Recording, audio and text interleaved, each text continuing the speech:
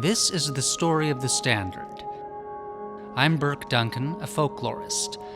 I first heard the story from Garrett W. Vance and then later from his father, an eyewitness to the event.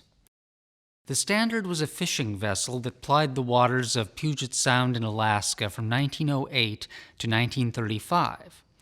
The owner was an old Norwegian immigrant by name of Martin Olsen. He beached the Standard at Point Monroe in 1935 when he retired. The kids in the neighborhood used it as their playground and diving platform for 10 years.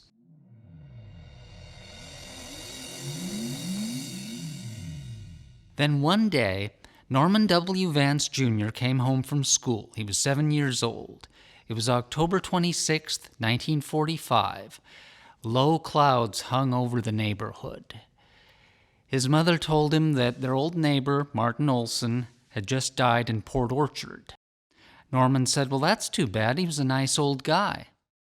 Norman glanced out the window, and there was the Standard floating past his house, bow forward.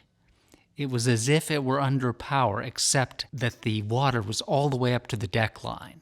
That's because it had holes in it from years of driftwood hitting the hull.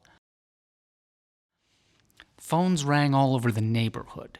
Everyone looked outside at the Standard, and it stopped right in front of Martin Olsen's home. Then it caught the current again and floated out of sight. That's strange enough, but several days later was November 2nd, 1945. Norman Vance Jr. looked out the window in the morning and was shocked.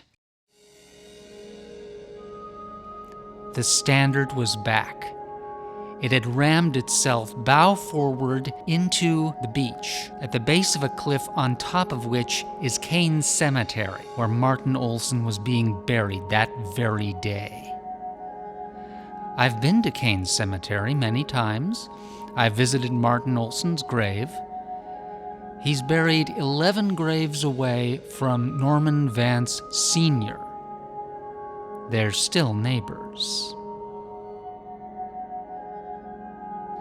This has been the story of the Standard from The Troll Tale and Other Scary Stories. I'm Birke Duncan.